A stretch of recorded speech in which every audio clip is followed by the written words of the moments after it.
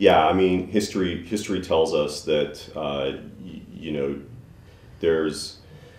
a number of reasons why an artistic studio or studio that whose product is creating you know, images and art and things like that. There's a breaking point, I think, to really what it comes down to is the culture and the sense of camaraderie and the sort of the ability to maintain this sort of singular creative vision across an entire studio. And when you sort of get past that and you start getting into the area where you know, people don't feel like they are able to contribute to what the studio stands for anymore, and that they're just sort of a part of the process, then I think that's when sort of like the business side of things needs to kick in, and you end up getting you end up shifting toward a more corporate atmosphere where you have to, more traditional business values need to start taking over in order to support the system. And we've been through, my partner Kevin Bailey and I have been through a number of these situations where we've sort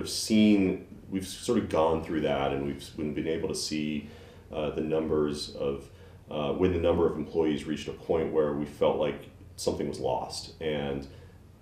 then we were able to correlate that loss of culture to the quality of work dropping off, and the feeling that you know, things were harder and just it wasn't as fun anymore. And as soon as I mean, we all get into this industry really because we want to have fun, and we want, like I said, we want to entertain people, and we want to it usually starts out as a hobby. So if you forget that, and you forget that that's why most people are in a visual effects studio to begin with, or an animation studio to begin with, and sort of try to treat it too much like a business, then you, I think, lose a lot of why everyone was there to begin with, and everything starts to go downhill. And that's why I think a lot of companies, that's why you need to make a leap between a sort of a mid-size, you know, small to mid-size studio to a very large studio, because you need to get big enough for the overhead and the machine to sort of start to support everyone again, so it feels like you can be successful. But there's a big gap in between those two areas. Yeah, I mean, you know, growth for growth's sake, it doesn't make sense. It needs to be for a purpose, and our purpose was to get to a point, to build a family, to build a company of really amazing artistic people that are capable of working on the types of projects that we want to work on. And as soon as we felt like we were at a point where our capabilities were high enough that we could work on projects like Deadpool, then it doesn't make sense for us to really grow, to risk growing past a point where we might strain the culture or strain what we've you know, cared for so long to try to build. And growing is hard. I mean, it's when you're in growth mode, the best you can do is just try to patch all of the sort of growing pains and holes as they come about. And keep this sort of camaraderie about, you know, what we're sort of shooting for. But at a certain point, you need to slow down, and you need to sort of, you know, you need to sort of fix your wounds and like patch things and sort of work on improving the processes and getting better and better and better. And so that's where that's where our passion lies right now, is really like, you know, focusing on some of our internal processes, focusing on our people, making sure that all of that stuff is really buttoned up, and you know, as you said, battle ready for whatever comes our way. Well, rather than trying to position ourselves from a marketing standpoint, I think our approach has been more to focus on what it's like to work at Atomic Fiction, and try to focus on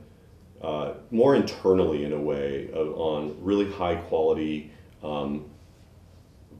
really great culture, a really you know, forward-thinking sort of,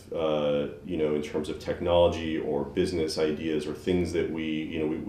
we whenever there's a problem that we approach, we always look at like how's everyone else solved it, and then how do we want to solve it the atomic way, and we try to sort of think outside the box really every step of the way,